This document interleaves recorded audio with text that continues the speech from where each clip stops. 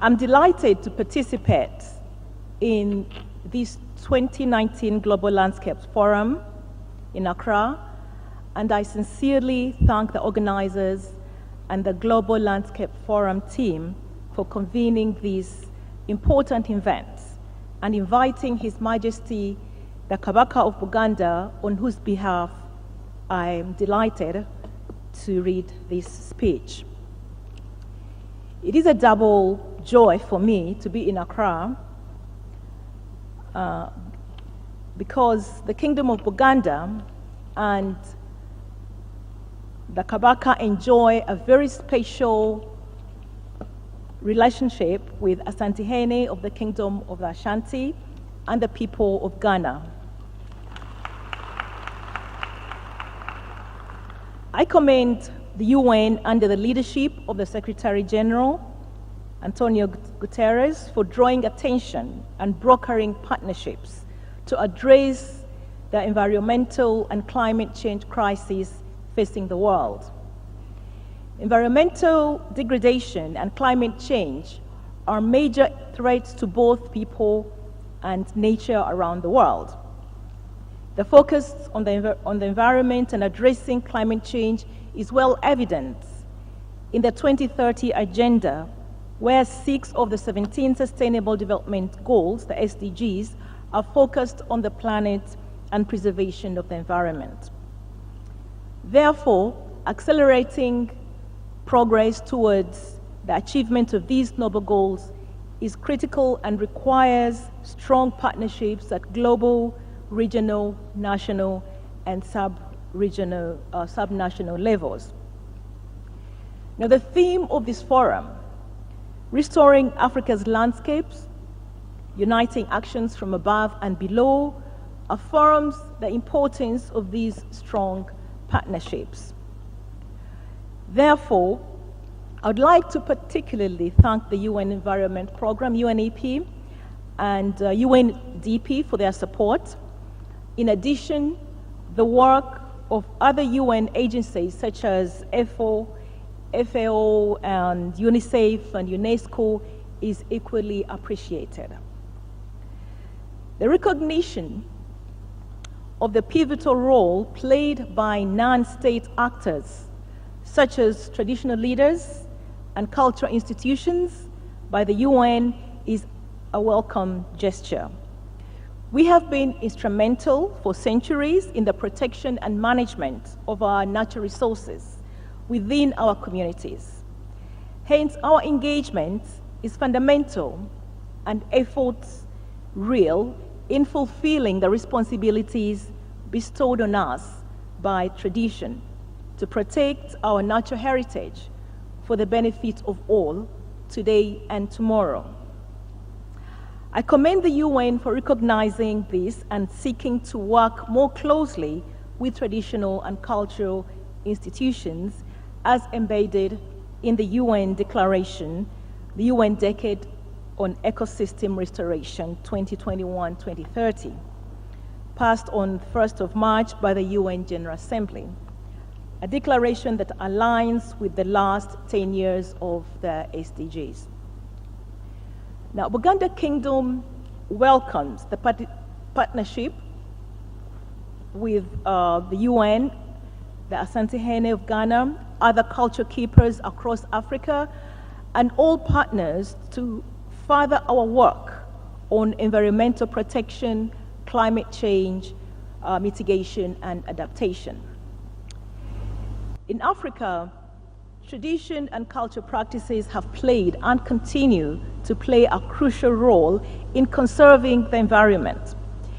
It is no surprise that the conservation or the Convention on Biological Diversity acknowledged and recognized the need to protect and encourage customary use of biological resources in accordance with traditional cultural practices that are compatible with conservation or sustainable use requirements.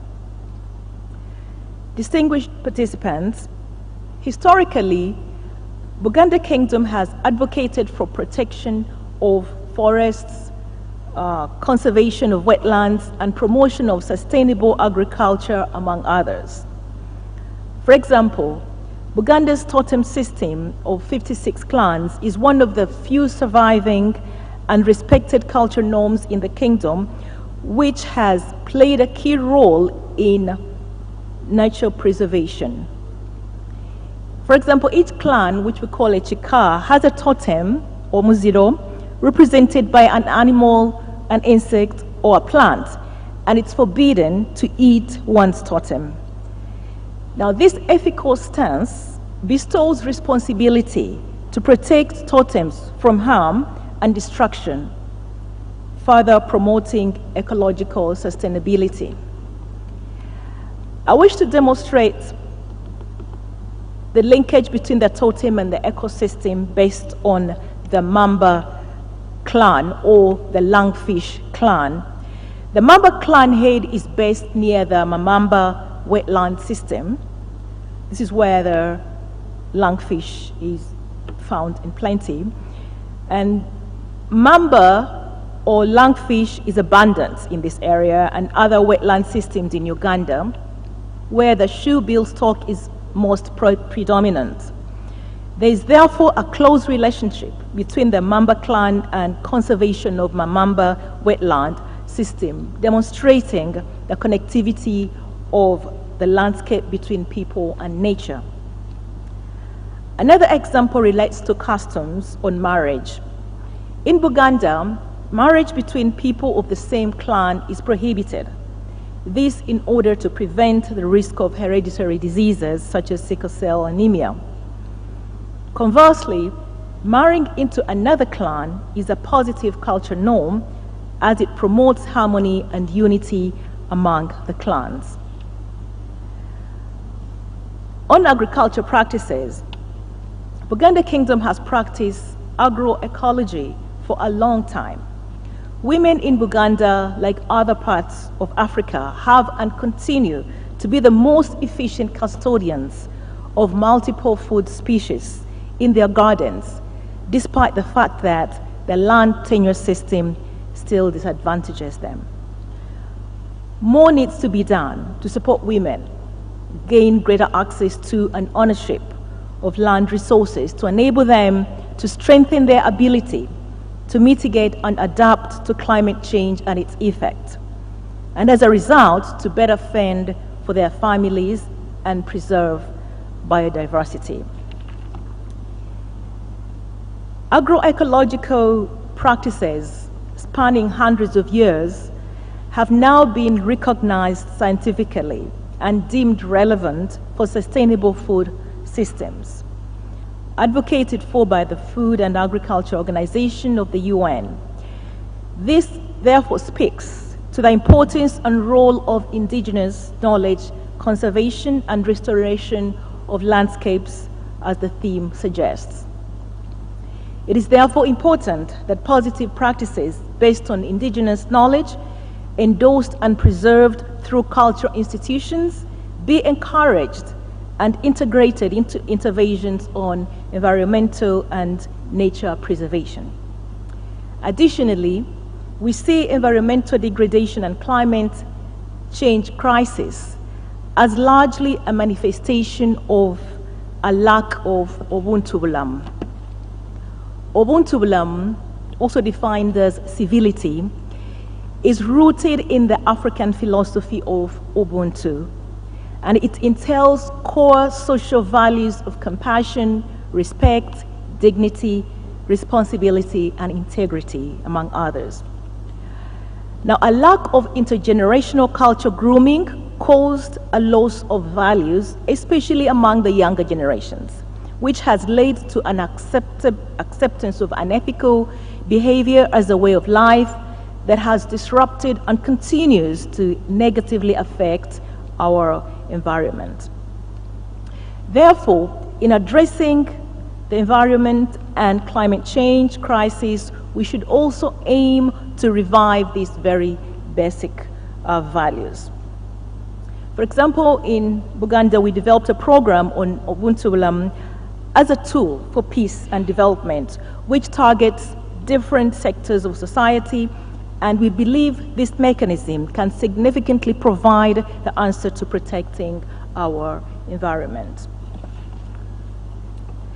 Our HSACATE program, which we established 13 years ago, focuses on sharing indigenous knowledge. It is a non-formal educational initiative designed to help guide younger generations on their search for self-awareness and grounding in today's digital age. We also recognize the integration of indigenous conservation methods in formal sector or formal school curriculum as critical to restoration, and see the role of parents in transferring traditional practices that show positive human qualities of environmental conservation to their children as pivotal. Distinguished participants, the Kingdom of Buganda remains committed and at the forefront of campaigning for protection of the environment, including wetlands and forests, and will continue to be a champion in these matters. Like other traditional and cultural institutions, the Kingdom of Buganda has had its fair share of challenges. In addressing these challenges, as non-state actors and conveners, we welcome this opportunity to partner on the UN Decade on Ecosystem Restoration. This would be a good opportunity for us to share our experiences, our knowledge, and work collaboratively with various stakeholders so we can address this urgent matter for both people and nature. We would also welcome further collaboration with other culture leaders within Uganda and across Africa as an opportunity for cross-learning, mobilizing action, and building stronger synergies. I thank you all for listening, and I wish you fruitful deliberations. Thank you.